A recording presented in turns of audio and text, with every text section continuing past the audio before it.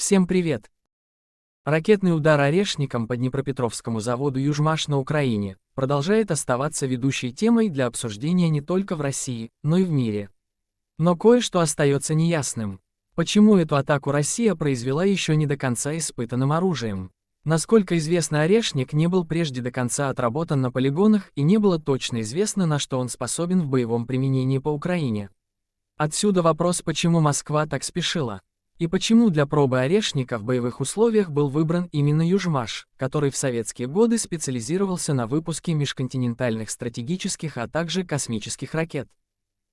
Вернемся к совсем недавним заявлениям украинских политиков. Совсем недавно глава Минобороны Украины Рустем Умеров сообщил, в следующем году или к концу года у нас появится огромная ракетная программа. В октябре нынешнего года Владимир Зеленский утверждал, будто Украина провела первые испытания собственной баллистической ракеты.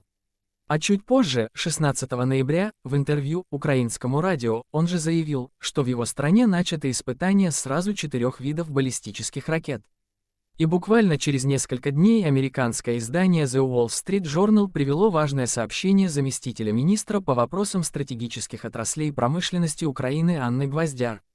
По ее словам, в стране 404 идут работы над более чем одной баллистической ракетой.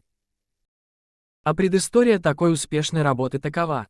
После событий Майдана в 2014 году новые киевские власти вышли из совместной космической программы с Роскосмосом, и сразу же после этого у Южмаша быстро появился влиятельный западный инвестор. Это компания Firefly Aerospace, которая работает на британское оборонное ведомство. В Лондоне заинтересовались гигантскими производственными мощностями Южмаша и его ядерной защищенностью. Южмаш имеет территорию в 750 гектаров. И самые важные производственные помещения Южмаша находятся глубоко под землей для того, чтобы завод смог продолжить работу в случае ядерного удара. В советские годы завод Южмаш выпускал по одной межконтинентальной баллистической ракете каждые 3 дня. Англичане передали Южмашу технологию создания ультралегких высокопрочных карбоновых нитей для последующего производства на ее базе твердотопливных сверхлегких ракет. По сообщению газеты The Telegraph, украинские специалисты на британском оборудовании и по британской технологии 10 лет работали на Южмаше над созданием твердотопливной ракеты Гром-2, способной нести боезаряд, в том числе ядерный весом в 500 кг. Также на территории Южмаша англичане планировали выпускать межконтинентальную ракету Trident 2.5D, которая сейчас производится на территории США.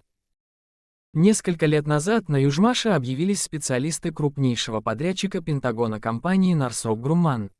А вскоре после начала СВО при активном содействии этой компании вышел первый украинский оперативно-тактический комплекс «Гром-2» в 2 версиях. С дальностью стрельбы соответственно в 280 и 500 километров. А первые удары «Громом-2» по Крыму зафиксированы и подтверждены Россией. По данным Минобороны РФ, 30 марта 2023 года российские средства ПВО впервые сбили такую украинскую оперативно-тактическую ракету над Феодосией. Владимир Зеленский 27 августа рассказал о успешных испытаниях первой в мире ракеты дрона украинского производства. Это ракета-дрон, которая намного быстрее наших дальнобойных беспилотников и мощнее, заявил он. Она была успешно применена для удара по российскому объекту в Крыму. И опять «Поляница» была создана благодаря помощи спонсоров из США и Великобритании. И именно «Южмаш» был способен произвести такую ракету-дрон. В середине сентября руководство Южмаша сообщило о продлении контракта с европейской компанией Avio до 2027 года, чтобы производить ракетные двигатели РД-843. В европейской терминологии двигатель этот носит наименование MAA. Компания представлена заводами во Франции и Италии. Она занимается производством ракет, космических аппаратов, в том числе спутников-шпионов для Франции и других стран НАТО. Кстати, после прилета орешника руководство Южмаша не комментирует ситуацию со способностью дальнейшего производства ракетных двигателей РД-843 для реализации программ стран НАТО. Еще недавно Минобороны РФ требовала от международных организаций провести инспекцию ряда стратегических объектов Украины относительно вероятной ядерной провокации с «грязной бомбой». По информации российского Минобороны, специалисты Южмаша подготовили муляж ракеты российского комплекса «Искандер» на базе точки У с ядерным зарядом. который намеревались сбить над Чернобыльской зоной, чтобы затем объявить о применении РФ ядерного оружия. Ранее Зеленский выдвигал ультиматум: либо Украину примут в НАТО, либо у Украины может появиться ядерное оружие.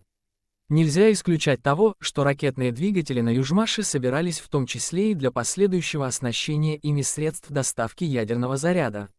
Как вариант, та самая грязная бомба-боеголовка, о которой говорилось и официальными лицами.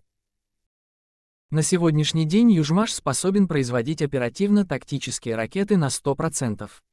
Все наработки сохранены. На предприятии работает около 4000 высококлассных специалистов, в том числе и западных. И очень похоже, что у Киева реальная работа над чем-то новым и грозным для России действительно начата. Вот скорее всего это и есть ответом, почему именно Южмаш. У меня пока все. Всем спасибо.